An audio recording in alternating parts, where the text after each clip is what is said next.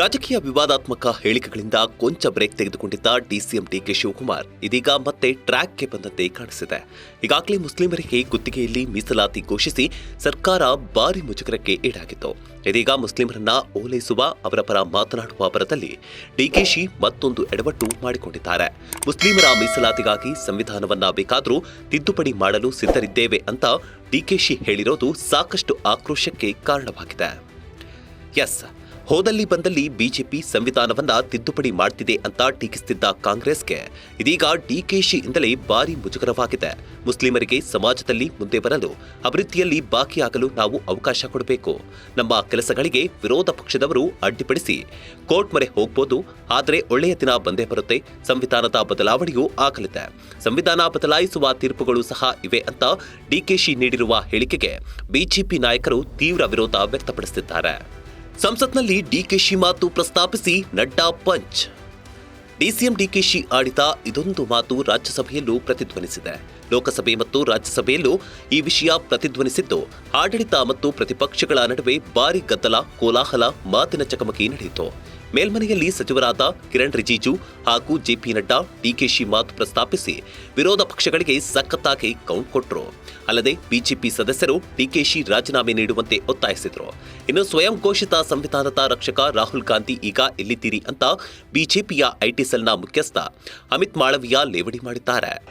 One of the senior leader of the Congress party, very responsible Congress leader, who is holding a constitutional post, has made a statement that they are going to change the constitution of India to provide reservation in contract work to a Muslim community. Now, this statement, we cannot take this statement lightly, because if it was a statement made by any ordinary person, then we can understand, we can reply outside. But since the statement has come from a person who is holding a constitutional position, and in a very clear term, he has stated that Congress party will provide reservation to Muslim community, and for that they will change the constitution of India. Reservation for what? Extremely serious. It is a matter which we cannot tolerate, and this is assault on the constitution of India, the constitution provided by Dr. B.R. Ambedkar. And these people, they are talking about constitution, they are carrying the photograph of Baba Saheb Ambedkar, but their people officially makes a statement to change the constitution of India. I want the Congress president who is sitting here in the house to make very specifically clear about the Congress party's position. How and in what manner you want to change the constitution of India to provide reservation to Muslim community? I want clear-cut reply and position from the Congress party president, who is leader of the House. Honorable Minister, reservation in what? Sir, my request is the Congress party president, who is the leader of the House, leader of the opposition in the Rajya Sabha, should make the position clear and tell the. ಇನ್ನು ಡಿಕೆಶಿಯ ಸಂವಿಧಾನ ಬದಲಾವಣೆಯ ಹೇಳಿಕೆಗೆ BJP ಶಾಸಕ ಯತ್ನಾಳ್ ಆಕ್ರೋಶ ಹೊರಹಾಕಿದ್ದಾರೆ. ಕಾಂಗ್ರೆಸ್ನಿಂದಲೇ ಸಂವಿಧಾನಕ್ಕೆ ಧಕ್ಕೆ ಅಂತ ಸ್ವತಃ ಡಿಕೆಶಿಯೇ ಒಪ್ಪಿಕೊಂಡಿದ್ದಾರೆ ಅಂತ ಲೇವಡಿ ಮಾಡಿದ್ದಾರೆ.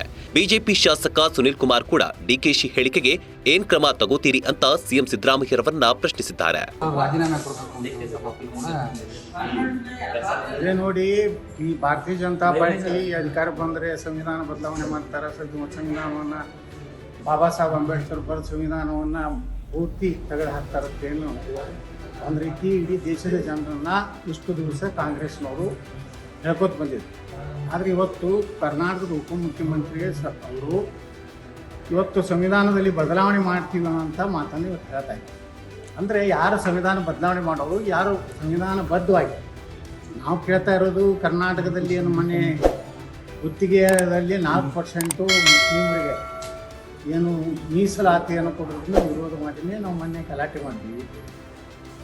ಅದನ್ನು ಇವತ್ತು ಕಾಂಗ್ರೆಸ್ನವರು ಅದು ಸಂವಿಧಾನ ವಿರೋಧಿ ಇದ್ದರೂ ಸಹ ಅದನ್ನು ಮುಂದುವರ್ಸ್ಕೊಂಡು ಹೋಗ್ಬೇಕನ್ನೋಂಥ ಒಂದು ಹಠಕ್ಕೆ ಬಿದ್ದಿದ್ದಾರೆ. ಈಗಾಗಲೇ ಸುಪ್ರೀಂ ಕೋರ್ಟ್ನಲ್ಲಿ ಈ ಒಂದು ಮುಸ್ಲಿಂ ರಿಸರ್ವೇಷನ್ ಕೊಡಲಿಕ್ಕೆ ಬರೋದಿಲ್ಲ ಸಂವಿಧಾನಾತ್ಮಕವಾಗಿ, ನಾವು ಸಂವಿಧಾನದ ಅಡಿಯಲ್ಲಿ ನಾವು ಮಾತಾಡ್ತಾ ಇದ್ದೀವಿ, ಅವರು ಸಂವಿಧಾನ ವಿರೋಧಿಯಾಗಿ ಮಾತಾಡ್ತಾ ಇದ್ದಾರೆ. ಇದರಿಂದ ಡಿ ಕೆ ಶಿವಕುಮಾರ್ ಹೇಳಿಕೆಯಿಂದ ಕಾಂಗ್ರೆಸ್ಸು ಏನು ಇಷ್ಟು ವರ್ಷದವರೆಗೆ ಸಂವಿಧಾನವನ್ನು ಏನು ತಿದ್ದುಪಡಿ ಮಾಡ್ಕೊಂಡು ಬಂದಿದೆ ಅವರೇ ಒಪ್ಕೊಂಡಿದ್ದಾರೆ. ಕಾಂಗ್ರೆಸ್ನಿಂದಲೇ ಸಂವಿಧಾನಕ್ಕೆ ಮುಂದಿನ ದಿವಸದಲ್ಲಿ ಧಕ್ಕೆ ಇದೆ, ಭಾರತೀಯ ಜನತಾ ಪಾರ್ಟಿಯಲ್ಲಿ ಇಲ್ಲ ಅನ್ನೋಂಥದ್ದು ಅವರು ಹೇಳಿಕೆಯನ್ನೇ ಸ್ಪಷ್ಟಪಡಿಸ್ತಾರೆ. ಗುತ್ತಿಗೆನಲ್ಲಿ 4% ಮೀಸಲಾತಿಯನ್ನು ಮುಸಲ್ಮಾನರಿಗೆ ಇಟ್ಟಿರುವಂಥದ್ದು ಅವೈಜ್ಞಾನಿಕ ಮತ್ತು ಸಂವಿಧಾನ ವಿರೋಧಿ ಎನ್ನುವಂಥ ಸಂಗತಿಯನ್ನು ಗೊತ್ತಿದ್ದರೂ ಕೂಡ ರಾಜ್ಯ ಸರ್ಕಾರ ಇವತ್ತು ಅದನ್ನು ಕೊಡಲಿಕ್ಕೆ ಮುಂದಾಗಿದೆ.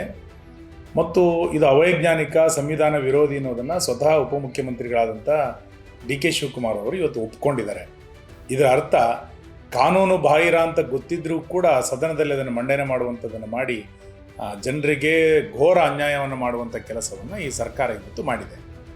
ಅವರು ಮುಂದುವರೆದು ಹೇಳ್ತಾ ಇದ್ದಾರೆ, ಈ ಮೀಸಲಾತಿಯನ್ನು ಕೊಡಲಿಕ್ಕೋಸ್ಕರ, ಮುಸಲ್ಮಾನರಿಗೆ ಮೀಸಲಾತಿಯನ್ನು ಕೊಡಲಿಕ್ಕೋಸ್ಕರ ನಾವು ಸಂವಿಧಾನವನ್ನೇ ಬದಲಾಯಿಸ್ತೇವೆ ಅನ್ನುವಷ್ಟರ ಮಟ್ಟಿಗೆ ಇವತ್ತು ಉಪಮುಖ್ಯಮಂತ್ರಿಗಳು ಮಾತಾಡಿರುವಂಥದ್ದು ಅತ್ಯಂತ ಆಘಾತಕಾರಿಯಾದಂಥ ಸಂಗತಿ. ಈ ಹಿಂದೆ ಸಿದ್ದರಾಮಯ್ಯನವರು ಸಂವಿಧಾನ ಬದಲಾಯಿಸಿದರೆ ರಕ್ತಪಾತ ಆಗುತ್ತೆ ಎನ್ನುವಂಥ ಸಂಗತಿಗಳನ್ನು ಹೇಳಿದರು. ಈಗ ನಿಮ್ಮ ಉಪಮುಖ್ಯಮಂತ್ರಿಗಳೇ ಸಂವಿಧಾನವನ್ನು ಮುಸಲ್ಮಾನರಿಗೋಸ್ಕರ ಬದಲಾಯಿಸ್ತೀವಿ ಅಂತಂದಾಗ ನೀವು ಏನನ್ನು ಮಾಡಲಿಕ್ಕೆ ಹೊರಡ್ತೀರಿ? ಈ ರಾಜ್ಯ ಸರ್ಕಾರ ಮುಸಲ್ಮಾನರ ಓಲೈಕೆಗೋಸ್ಕರ ದಲಿತರನ್ನು ಮತ್ತು ಹಿಂದುಳಿದ ವರ್ಗದವರನ್ನ ಶಾಶ್ವತವಾಗಿ ಅನ್ಯಾಯ ಮಾಡುವಂಥ ಕೆಲಸವನ್ನು ನಿರಂತರವಾಗಿ ಮಾಡ್ತಾ ಬಂದಿದೆ. ನಾನು ಸರ್ಕಾರವನ್ನು ಆಗ್ರಹಿಸ್ತೇನೆ, ನಿಮ್ಮ ಸಚಿವ ಸಂಪುಟಕ್ಕೆ ಮತ್ತು ನಿಮಗೆ ಈ ಮೀಸಲಾತಿ ಸಂವಿಧಾನ ಬಾಹಿರ, ಕಾನೂನು ಬಾಹಿರ ಅನ್ನುವಂಥ ಎಲ್ಲ ಸಂಗತಿಗಳು ಗೊತ್ತಿದ್ದರೂ ಕೂಡ ಸದನವನ್ನು ದಿಕ್ಕು ತಪ್ಪಿಸಿ ಸದನವನ್ನು ಒತ್ತಾಯಪೂರ್ವಕವಾಗಿ ಈ ಮಸೂದನೆಯನ್ನು ಮಂಡನೆ ಮಾಡುವಂಥ ಪ್ರಯತ್ನವನ್ನು ನೀವು ಮಾಡಿದ್ರಿ. ಈಗ ಸಂವಿಧಾನವನ್ನೇ ಬದಲಾಯಿಸಲಿಕ್ಕೆ ಹೊರಡ್ತೀವಿ ಅಂತ ಹೇಳಿರುವಂಥದ್ದು ಅತ್ಯಂತ ದುರದೃಷ್ಟಕರವಾದಂಥ ಸಂಗತಿ. ಇದನ್ನು ಜನ ಅರ್ಥ ಮಾಡ್ಕೊಳ್ಬೇಕು. ಈ ಕಾಂಗ್ರೆಸ್ ಸರ್ಕಾರ ದಲಿತ ವಿರೋಧಿಯನ್ನು, ಹಿಂದುಳಿದ ವರ್ಗದ ವಿರೋಧಿಯನ್ನು ಯಾವ ರೀತಿ ಅನುಸರಿಸ್ತಾ ಇದೆ ಅನ್ನುವಂಥದ್ದು ಉಪಮುಖ್ಯಮಂತ್ರಿಗಳ ಹೇಳಿಕೆಯಿಂದ ಇವತ್ತು ಗೊತ್ತಾಗಿದೆ. ಒಟ್ನಲ್ಲಿ ಸಂವಿಧಾನ ಬದಲಾವಣೆ ವಿಚಾರವಾಗಿ ಡಿಕೆಶಿ ನೀಡಿರುವ ಹೇಳಿಕೆ ಇದೀಗ ಸಾಕಷ್ಟು ಚರ್ಚೆಗೆ ಗ್ರಾಸವಾಗಿದೆ. ಇದೇ ವಿಚಾರವಾಗಿ ಕಾಂಗ್ರೆಸ್ ಹೈಕಮಾಂಡ್ ಕೂಡ ಡಿಕೆಶಿಯನ್ನ ವಿವರಣೆ ಕೇಳಿದೆ. ಡಿಕೆಶಿ ಹೇಳಿಕೆಯಿಂದ ಮುಜುಗರಕ್ಕೀಡಾಗಿರುವ ಕಾಂಗ್ರೆಸ್ ಹೇಗೆ ಡ್ಯಾಮೇಜ್ ಕಂಟ್ರೋಲ್ ಮಾಡಲಿದೆ ಅನ್ನೋದು ಕಾದು ನೋಡಬೇಕಾಗಿದೆ. Bureau report, boss TV Kannada. Latest ಹಾಗೂ ಇಂಟ್ರೆಸ್ಟಿಂಗ್ ಸುದ್ದಿಗಳಿಗಾಗಿ ಬಾಸ್ ಟಿವಿ ಕನ್ನಡ ಚಾನೆಲ್ನ ಸಬ್ಸ್ಕ್ರೈಬ್ ಮಾಡಿ. ಹಾಗೆಯೇ ಬೆಲ್ ಐಕಾನ್ ಪ್ರೆಸ್ ಮಾಡಿ. ಇದರ ಜೊತೆಗೆ ಫೇಸ್ಬುಕ್, ಇನ್ಸ್ಟಾಗ್ರಾಮ್, ಎಕ್ಸ್ನಲ್ಲೂ ಮಿಸ್ ಮಾಡದೆ ಫಾಲೋ ಮಾಡಿ.